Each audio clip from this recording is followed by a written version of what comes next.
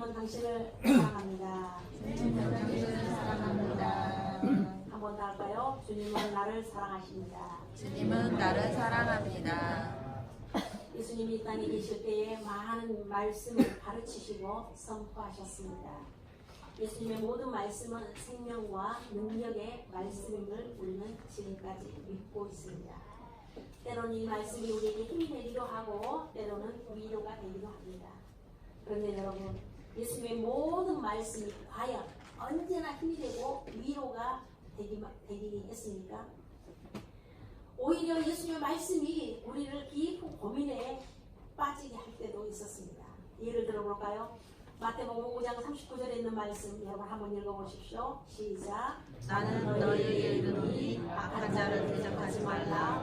누구든지 내 오른편 빵만 치거든 왼편도 돌려내며. 여러분 이 말씀을 들으면서 아멘 하실 수 있는 분이 몇 분이라니까요. 아마 우리가 운전하다가 길을 가다가 뒤에서 차가 빵 하면 뒤에 차가 빵 하나보다 이렇게 지나가는 분이 몇 분이나 될까요? 아, 왜 쓸데없이 좀 빵빵거리는지 모르겠다고 아마 이렇게 생각할 겁니다. 이것에 대해서 종교개혁자 마르틴 루터가 이런 말씀을 했습니다. 예수님께서도 제자들이 이 말씀을 실천할 것이라고 기대하는 마음으로 말씀하시는 것이 아니라 도저히 지킬 수 없는 말씀을 통해서 제자들을 절망에 빠지게 만들고자 합니다. 네? 이게 무슨 말이죠?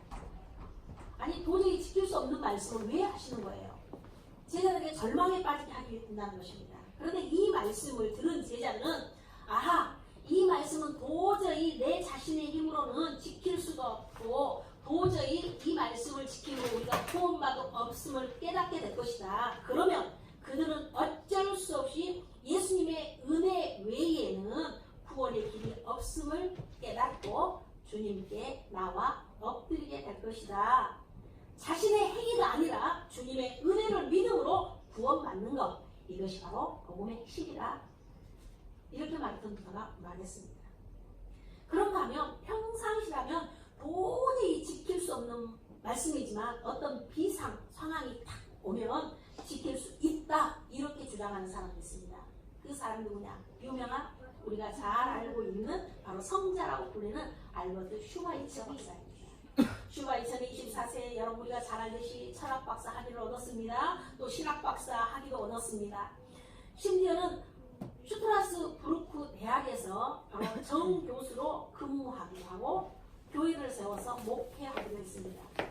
게다가 그는 바로 이 슈바이처는 정평나 있는 오르간 연주자였어요. 오르간 연주만 할 뿐만 아니라 오르간을 제조하는 기술자이기도 했습니다. 이런 슈바이처가 모든 것을 다 내려놓고 그 열악한 아프리카로 들어간 이유, 그게 뭘까요? 간단히 말씀드리면 만약 한 달 후에 세상에 종말이 오고 아프리카에서 봉사를 통해서 천국에 들어갈 수 있다, 이렇다면 여러분은 어떻게 하시겠습니까? 한 달 후에 세상에 종말이 오고 아프리카에 여러분 나는 절대로 못 간다고 그렇게 말할까요? 아닐 겁니다. 직장 그만둘 것이고 한 달 뒤에 종말이 온다는데, 그리고 아프리카에 가지 않으면 이제 나는 구원받지 못한다고 한다면 재산을 다 팔아서라도 아마 그리할 것입니다. 이것을 말해서 소위 철저 종말론이다, 이렇게 말합니다. 그래서 이 종말론에 대비해서 행동하게 되는 특별한 유의를 뭐라고 하냐? 중간 유의라고 합니다. 그러니까 잘못된 여러분 종교를 가진 사람들이 어떻게 하면 보따리 싸가지고 예수님의 종말이 온다 하니까 산으로 올라가는 겁니다. 자기가 했던 모든 일을 다 핑계칩니다.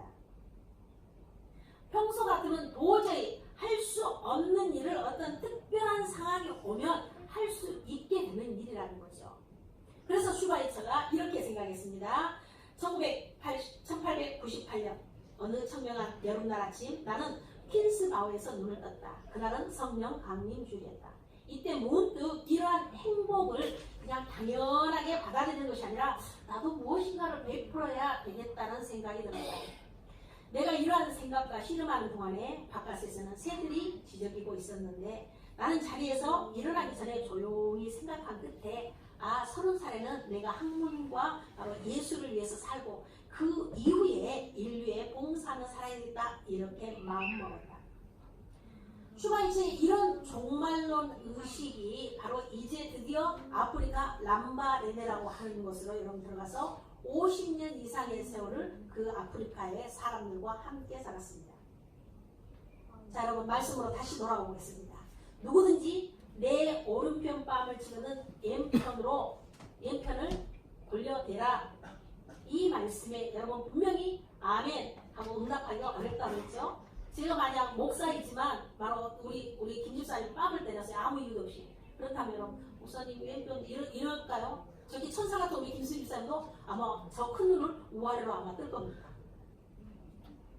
그런데 만약에 내일 아침에 세상에 종말이 온다고 한다면 여러분 제가 오른밤을 때렸을 때 내일 종말이 온다면 왼밤 못 내릴까요? 내릴 수 있는 거죠. 이 말씀을 아멘으로 받아야 구원받을 수 있다라고 조건이 붙는다면 우리 모두 아멘 하겠습니까? 안 하겠습니까? 아멘 합니다. 오른밤만 내릴까요? 왼밤 나 다 데려가세요. 아마 이런 분이 계실지도 모릅니다. 여러분 오늘 읽은 본문 우리가 많이 하고는 씨 뿌리는 사람의 비유입니다. 네 가지 밭에 비유라는 내용이죠. 씨 뿌리는 사람이 씨를 뿌렸어요. 길가. 그런데 그 씨가 길가에 떨어지고 돌밭에 떨어지고 가시밭에 떨어지고 좋은 밭에 떨어졌습니다. 그런데 그 결과가 다 다릅니다. 여기서 밭은 사람의 마음이라고 말씀했습니다. 그런데 왜 마음에 따라서 그 결과가 다 달라지느냐? 여기에서 그냥 지나치면 안 되는 중요한 문제 하나가 있습니다. 그것은 바로 뭐 때문이냐? 바로 씨 때문이라는 거예요. 씨. 이 부에서 씨가 가리키는 것은 뭐라고 했습니까? 말씀이라고 그렇게 말했습니다. 이 씨는 말씀인데 이 문제는 이 씨가 단순한 말씀이 아니라는 거예요. 그렇다면 도대체 이 씨는 어떤 성격의 말씀일까요? 어떤 성격? 아, 너무가 당신은 뭐하니까 이 씨를 뿌리고 다시는 이 씨를 뿌려서 아니요, 똑같은 씨를 뿌렸는데 이 씨 때문에 마음에 열매가 잘못 맺었다는 거예요. 보세요. 예수님께서 바닷가에서 사람들에게 이 비유를 다 가르치셨어요. 그리고 나서 사람들이 다 돌아갔어요. 무리들이 다 돌아갔습니다. 제자들이 그 말씀을 가만히 생각하니까 이해가 안 돼요. 예수님에게 물었어요. 10절에 있는 말씀, 예수께서 홀로 계실 때 함께한 사람들이 12제자와 더불어 그 비유들에 대해서 물으니 라고 말했어요. 우리들이 다 돌아가고 예수님이 계셨어요. 그러니까 한 사람들이 예수님과 함께한 사람 누굽니까? 제자들입니다. 제자들이 물었어요. 그러니까 예수님의 답변이 옵니다. 도대체 그 비유를 하신 이유가 뭐냐고 물었죠. 그러니까 11절의 말씀입니다. 이르시되 하나님의 나라의 비밀을 너희에게 줬으나 외인에게는 모든 것을 뭘로 했다고요? 비유로 말씀했다는 것입니다. 예수님은 비유의 의미를 구체적으로 야 내가 비유로 말한 이유는 이거야. 예수님이 이렇게 가르쳐주는 것이 아니라 하나님의 나라의 비밀이라는 것입니다.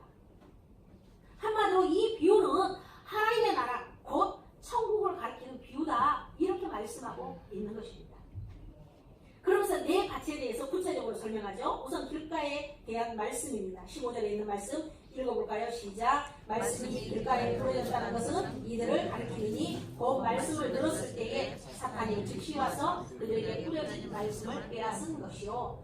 여기서 단순하게 여러분 말씀으로 되어 있습니다. 그런데 같은 내용을 기록한 마태복음에서는 조금 다릅니다. 한번 읽어보겠습니다. 마태복음 시작. 아무나 성공 말씀을 듣고 깨닫지 못할 때는 악한 자가 와서 그 마음에 뿌려진 것을 빼앗나니 이는 곧 길가에 뿌려진 것이요. 여기서는 말씀은 단순한 말씀이 아니라 무슨 말씀이요? 천국 말씀이다. 이렇게 분명하게 말씀입니다.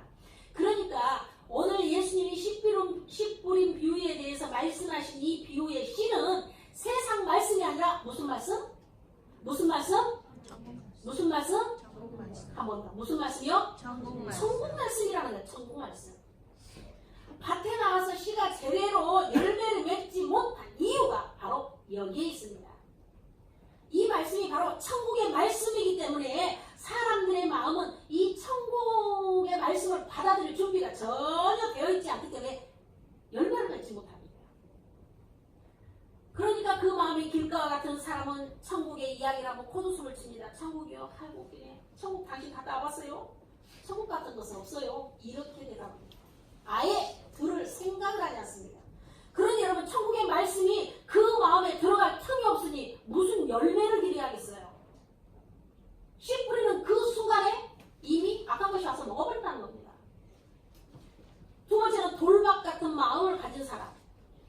사람들은 천국의 말씀을 듣기는 들어요. 그런데 당장 눈앞에 어려움 때문에 자기가 해야 할 일 때문에 포기합니다.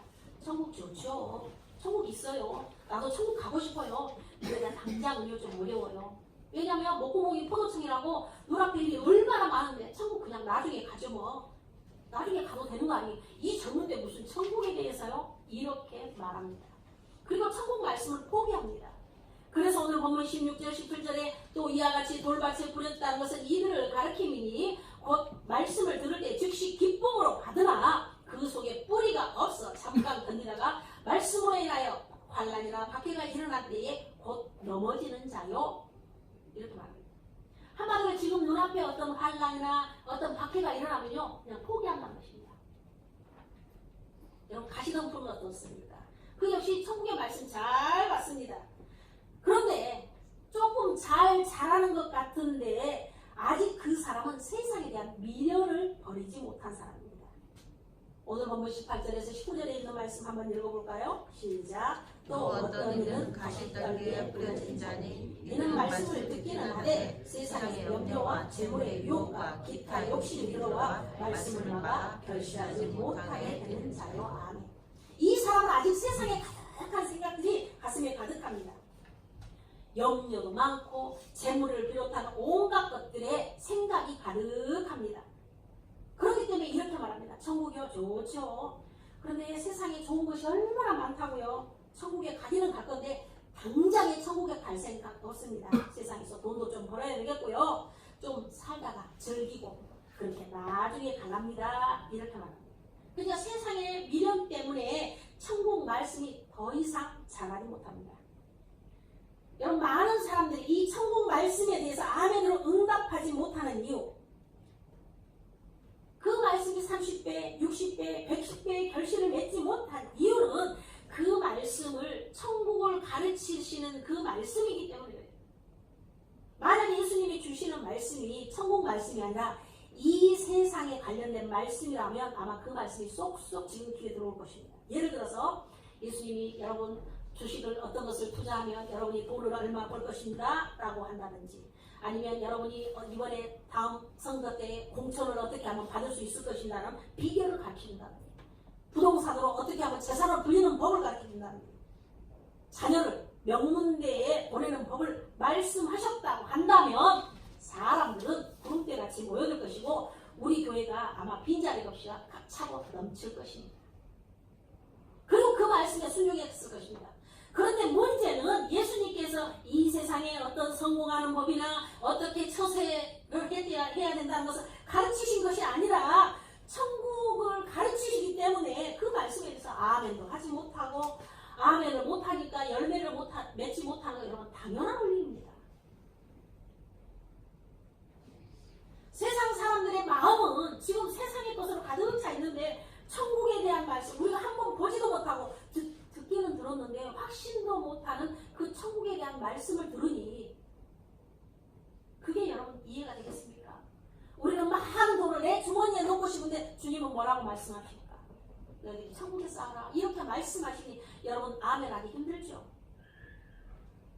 나는 세상에서 좀 높은 사람이 되기를 원하는데 주님은 너희는 세상에서 천국에서 큰 자가 되라 이렇게 말씀하시니 여러분 아멘하기가 힘듭니다.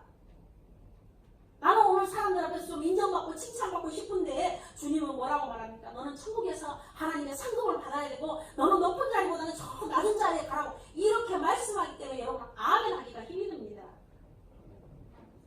우리는 입만 열면 세상 이야기 하는데 주님은 궁극적으로 천국에 대해서 말씀하고 계시니 여러분 그 말씀을 받을 수도 없고 설령 받는다 할지라도 잘하지도 못하고 열매를 맺지 못하는 게 사실입니다. 그렇다면 여러분 우리 어떻게 하면 좋을까요?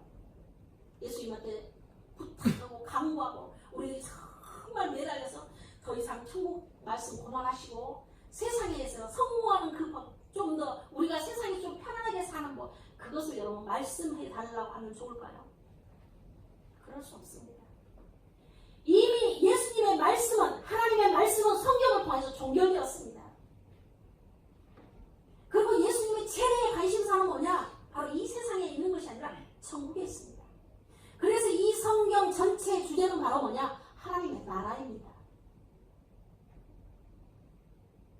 1995년 세상을 떠난 미국의 저명한 구약 신학자인 존 브라이트 목사님이 성경 전체의 통일성을 하나님의 나라에서 찾아야 한다 이렇게 말했습니다. 그래서 이 책은요 여러분 우리 기독교 사상에서 굉장히 대상을 받은 책입니다.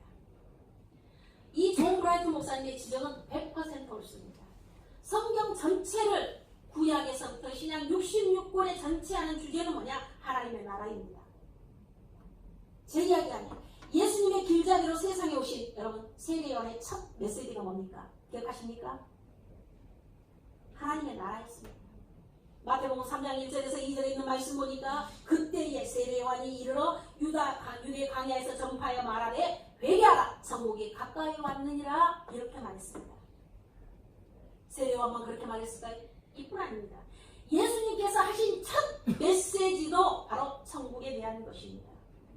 마태복음 4장 17절에 있는 말씀 여러분 한번 읽어보십시오. 시작. 이때부터 예수께서 비로소 전파하여 이르시되 회개하라 천국이 가까이 왔느니라 하시더라. 아멘. 마태복음 13장에도 예수님의 관심이 천국에 있음을 잘 보여줍니다. 마태복음 13장은요 우리는 비유의 장이다 이렇게 말합니다. 왜냐하면 왜 비유라고 하냐? 7개의 비유가 기록되어 있기 때문입니다. 오늘 빈자리가 많습니다. 뭐 여러 가지 이유 때문에 밖으로 나가셨겠지만 오늘 성전에 오신 여러분은 하나님의 놀라운 축복이 있을 줄 믿습니다. 아멘. 이 축복을 누리려면 어떻게 하냐? 오늘 집에 가셔서 마태복음 13장을 쫙 한번 보십시오. 제가 읽어보니까 저같이 빨리 읽으면 3분이면 있고 아마 우리 권사님들까지 천천히 읽으면 10분 이내에 있습니다. 마태복음 13장이 7개의 비유로 되어 있습니다. 제사법이 아니니까 여러분 쉽습니다. 여러분 꼭 읽으십시오. 그런데 여러분 이 6개의 비유가 계속 이어져 나오는데 그 시작하는 말이 뭐냐? 마태복음 13장 24절에 나오는 비유가 가라지 비유입니다. 이 가라지 비유에서 이렇게 시작합니다. 예수께서 그들 앞에 또 비유를 들어 이르시되 무엇은? 천국은 좋은 씨를 재밭에 뿌린 사람과 같으니라고 시작합니다. 그리고 나서 겨자씨 비유가 나오고 누룩 비유가 나옵니다. 그런데 여기서 시작하는 말씀이 뭐냐? 마태복음 13장 31절에 있는 말씀 보면 있습니다. 시작. 또 비유를 들어 이르시되 천국은 마치 사람이 자기 밭에 갖다 심은 겨자씨 하나 같으니. 그것뿐만 아닙니다. 32절에도 모이는 모든 씨가 작은 것이로되 자란 후에는 풀보다 커서 나무가 되게 공중에 새들이 와서 그 가지에 뒤틀리니라 이렇게 말씀합니다. 그리고 33절에 또 보니까 여러분이 있습니다. 시작. 또 비유로 말씀하시되 천국은 마치 여자가 가수관 속에 갖다 넣어 전부 부풀이한 벼룩과 같으니라. 전부 다 비유를 말씀하시면서 천국은 이렇게 말씀 시작합니다. 밭에 감추인 보화의 비유라든지 좋은 진주의 비유라든지 물고기를 잡은 그물의 비유라든지 모든 시작은 천국은 이렇게 시작합니다. 예수님은 왜 천국은이란 이런 말로 시작하신 걸까요? 이것은 바로 예수님께서 우리 사람들에게 이 천국을 가르치기를 간절히 원했다는 것을 우리가 알 수 있습니다. 어쩌면 오늘 읽은 씨 뿌린 비유는 이 씨 뿌린 사람의 비유는 그 뒤에 나오는 천국에 대한 천국을 가르치기 위한 6개의 비유의 서론이다 이렇게 말해도 틀리지 않을 것 같습니다. 여러분 천국 하나님의 나라가 성경 전체의 주제이고 예수님의 목표였다면 이제 방법은 딱 하나입니다. 우리의 마음을 우리의 생각을 천국에 맞추는 것밖에 없습니다. 세상 욕심으로 가득한 우리의 마음을 천국의 소망으로 여러분 채우는 것입니다. 이게 바로 우리 그리스도인들이 이 땅에서 해야 하는 일입니다. 사랑하는 여러분 예수님의 이 소원을 깨달으시기를 주님의 이름으로 부탁드립니다. 그런데 심각한 문제 중에 하나는 눈앞에 있는 세상에 대한 미련이 너무 커서 천국 하나님의 나라에 대해서 하나님의 나라가 상실하고 있다는 것입니다. 늘 천국은 말하고 있습니다. 그리고 천국 갈 것도 있습니다. 그런데 중요한 것은 천국 갈 생각이 아직 없는 사람처럼 살고 있습니다. 여러분 천국 가고 싶은 사람 손 들어보세요. 네, 내리세요. 그러면 지금 천국에 갈 사람 손 들어보세요.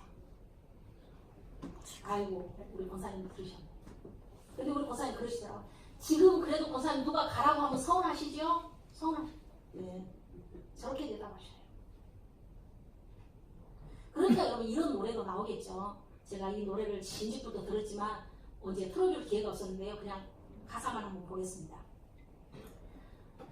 60세 저 세상에서 날 데리러 오거든 아직은 젊어서 못 간다고 전해라. 노래 한번 틀어볼까요? 시간이 없어 들까 했다가 여러분 한번 기가 막힙니다. 가사만 보시고 60세의 저 세상에서 나를 내려오고 아직은 젊어서 못 간다고 전해라. 70세의 저 세상에서 나를 내려오고 할 일이 아직 남아 못 간다고 전해라. 다음은 제가 가사 읽어드리겠습니다.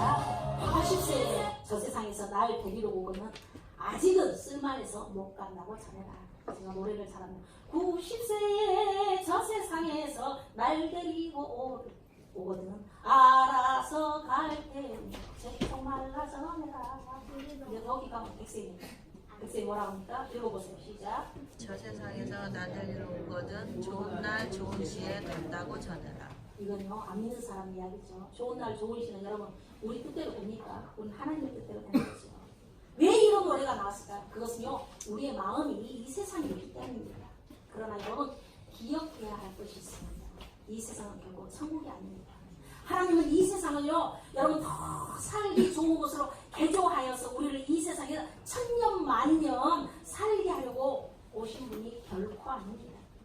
예수님이 십자가를 지시고 죽으시고 부활하셔서 우리에게 구원을 여신 목적은 이 세상을 변화시켜서 우리를 이곳에서 영원히 살게 하시려고 한 것이 아니라 이 세상에서 우리를 구원해서 저 영원한 하나님의 나라 천국으로 옮기시기 위해서 오신 것입니다.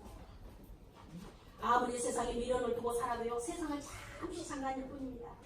아무리 돈이 많은 저골이라 할지라도 아무리 많이 배운 학자라 할지라도 정치인이라 할지라도 유명세를 타고 있는 연예인이라 할지라도 죽음 앞에서 허무하기는 매일 일반입니다. 그러나 다른 게 있습니다. 천국을 소유하지 못하는 사람과 천국을 소유한 사람은 다릅니다. 천국을 소유하지 못한 사람의 비극은 우리가 상상하는 것 이상으로 너무도 아픕니다. 그리고 큽니다. 저는 종종 치유 불가능한 병을 앓는 성도들을 보며 한편으로는 마음이 아픕니다. 가족이 없이 지내신 90세가 되신 분이 계십니다. 이분이 이제 양로원에 계시다가 요양원으로 옮기고 요양원에서 치료가 불가능해서 큰 병원으로 옮겼습니다. 폐에 물이 찼어요. 폐에 물이 차서 이제 이 물을 빼지 않으면 도저히 불가능합니다. 그래서 응급실로 가서 등에서 물을 빼고 옆구리에 구멍을 뚫어서 물을 뺍니다. 근데 이제 그 물 빼는 것도 한계가 있어서 혈액 투석까지 해야 한다고 말합니다. 병실에서 자면서 하나님 앞에 기도했습니다. 하나님께서 기뻐하시는 일이 뭘까요? 하나님의 뜻이라면 뭘까요? 그리고서 제가 새벽에 그분께 물었습니다. 어머니 천국 가실 거 확신하냐고. 확신한답니다. 어떻게 가실 거냐고. 그랬더니 예수님 이름으로 갈 거랍니다. 제가 그 확신을 들었습니다. 그래서 바로 과장님하고 제가 직접 상의한 것은 아니고 상의를 했습니다. 그리고서 결론을 냈습니다. 첫째, 이분이 천국에 대한 확신이 있기에 이제는 연명치료하겠어. 왜냐하면 혈액투석을 해서 살 것 같으면 계속적으로 치료를 하지만 어렵겠구나 라는 생각을 그 선생님, 과장님도 그렇게 말합니다. 혈액을 투석을 해도 연세가 있으시고 너무 건강이 안 좋아서 장담까지는 아니지만 좀 위험하다라고 말씀하셨습니다. 첫째는 천국에 대한 확신 때문에 멈췄습니다. 두 번째는 이분이 30도 안 돼서 나병이 들었습니다. 그래서 이 나병을 들다 보니까 자녀들과 함께 살지 못했습니다. 가족과 함께 살지 못하니 평생 아마 외로움이나 고통이 있었을 것입니다.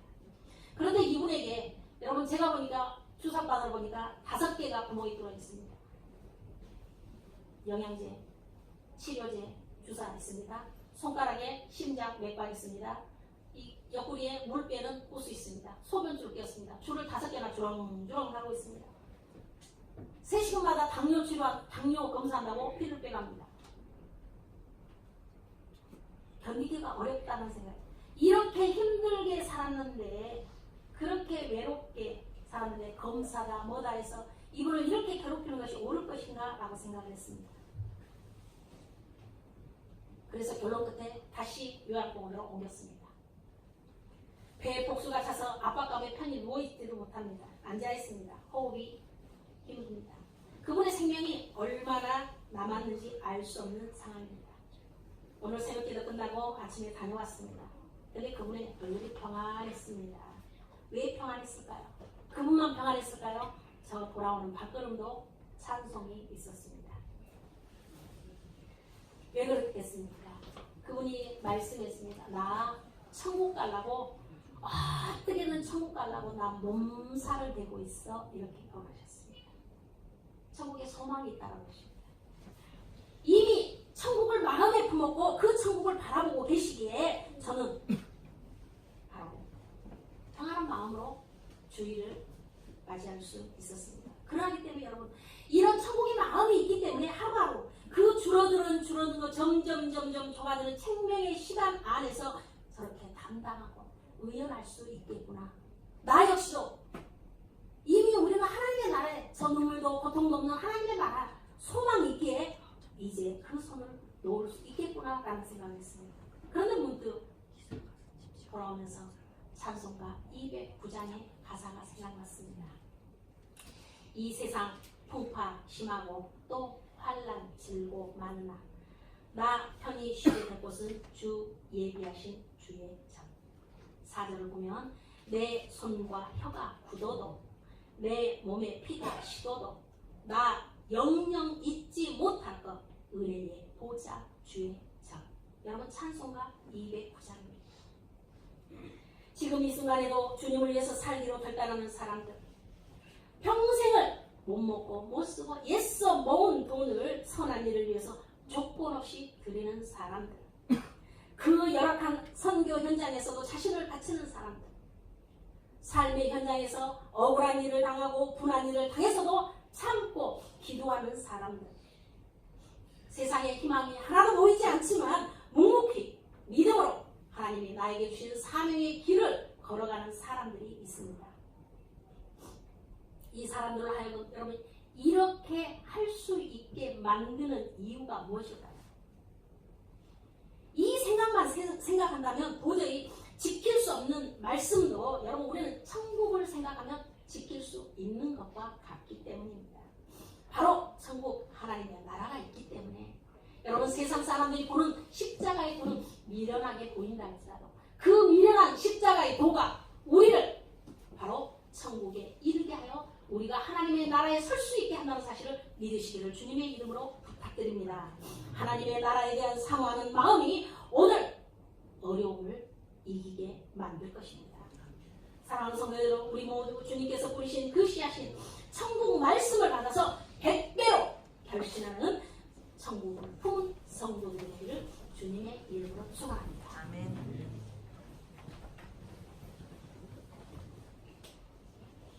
우리를 사랑하신 하나님 감사합니다. 씨 뿌리는 비유를 통하여서 저희에게 하나님의 나라에 대한 소망을 가르쳐주시고 천국 말씀을 통하여 다시 한번 깨닫게 하신 하나님, 우리가 이 땅에서 육신을 가지고 살아가고 있지만 이 세상을 통하여서 하나님의 나라를 이루시기 원하시는 주님, 우리들이 하나님의 말씀 속에 분명하게 하늘의 소망을 가지고 살아갈 수 있도록 도와주시옵소서.